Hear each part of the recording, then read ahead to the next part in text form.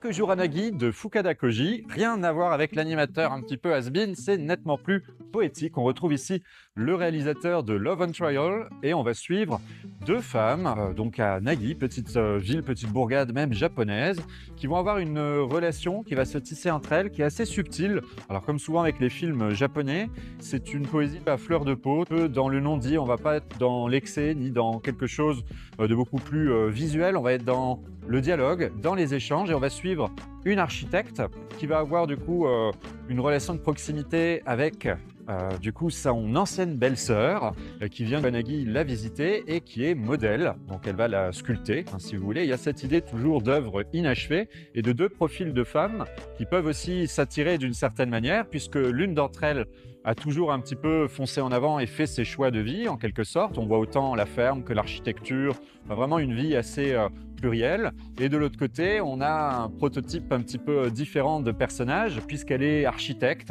Et il y a ce passage que j'ai trouvé très beau dans le film où elle compare leurs deux approches. Alors l'une se plaint entre guillemets de l'architecture où on choisit les gens qui vont entrer dans les bâtiments, de cette approche qui est un petit peu différente, alors que l'autre est plus idéaliste et aimerait que ces sculptures soient partout disséminées dans la nature jusqu'à pourrir et revenir à la terre en quelque sorte.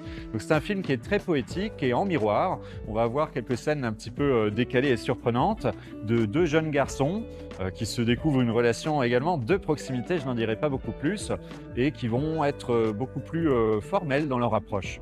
D'une certaine manière aussi, c'est un Japon en mutation qui se dessine, notamment sur le rapport à l'autre, à l'homosexualité, à ses choix, à son destin et aussi à la nécessité de pouvoir choisir sa propre vie. C'est un film qu'on vous recommande chaudement, c'est très touchant et voilà, c'est un petit coup de cœur du Festival de Cannes qui était en sélection officielle. On se retrouve bientôt pour de nouvelles vidéos sur Mag. Allez, ciao!